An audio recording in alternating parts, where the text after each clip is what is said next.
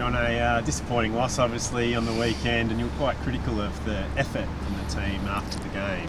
Has that sort of been the focus of the review this week? Oh, it was more in relation to the opposition and what they were doing, and I was relating the effort to the ball movement. So our ball movement was, it wasn't as efficient, as effective, but it's always related back to that. And as I said after the game, the Gold Coast were, put enormous pressure on to their credit. So you've got to match the opposition in that aspect, and then give a bit more back in return. And so we weren't able to sustain that. So what are you looking for to see that effort and intensity matched this week? Well, it's sort of, in the end we have more inside 50s in the opposition, but they were able to score a bit too easily. They went the other way, and they were able to score too easily going back into their forward 50. So it's a combination of everything, whether it's work rate with and without the ball. It's understanding that we need to put pressure on their ground balls inside 50 at both ends. There's a number of things that we need to make sure we get right. And in the end, if you look at it in its entirety, we've had a really good 5 weeks of footy, and we dropped on the weekend, so we need to get back going again. They obviously played at the same time as you on the weekend, but you had a chance to look at what Geelong did on Saturday. It was pretty impressive. Yeah, it was. I mean, to beat West Coast, who are an absolute gun team, by as much as they did, it's just probably as good a marker as you can get. So they're obviously in really good form, and played a very strong brand of footy. So it's a great challenge for us to be able to come off the game that we played and take on a team that's absolutely in form. Are you expecting to regain any players, maybe Rampy or Carton? They seem like the two matchups for Hawkins and Cameron. Yeah, we're not quite sure yet. Tommy was pretty close last week, and so we're hoping that if he gets through training this week, he'll be right. Not quite sure yet with Ramps. We'll probably lose a couple. Obviously, George Hewitt will go to the team, and Sam Reed's got a sore calf, which means a couple of weeks for him as well. So, if we do pick up a couple, we might lose a couple. And Nick Blakey as well, obviously he came off pretty sore. Yeah. Clash in the first quarter. Yeah. So he obviously got the cork. He's a bit better today than what he was yesterday. It's a day-by-day thing. We'll see how the week pans out.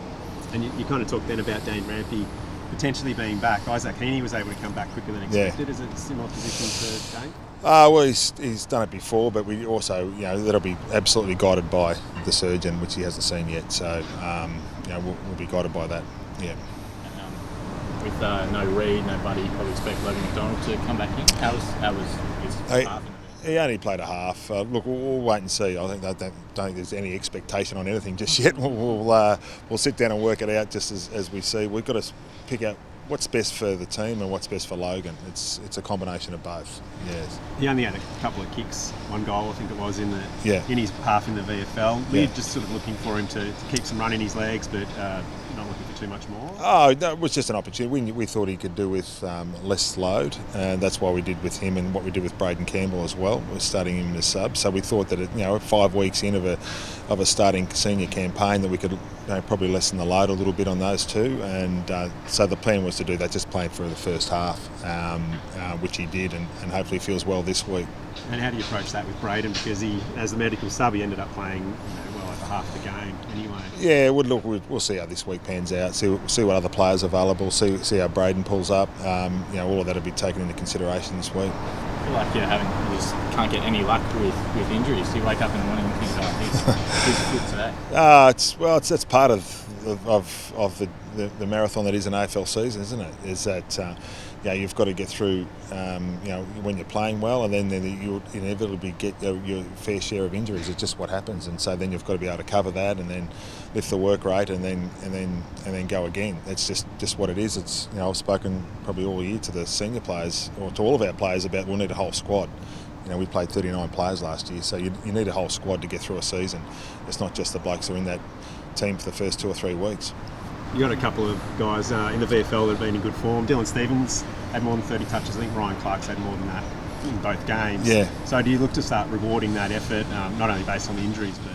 Yeah, but it's touches and what the game looks like too. It's not just the stats. It's what the game looks like. But we'll look at what we need to do in regards to this week structurally, but also looking at those boys that have been playing well in the reserves.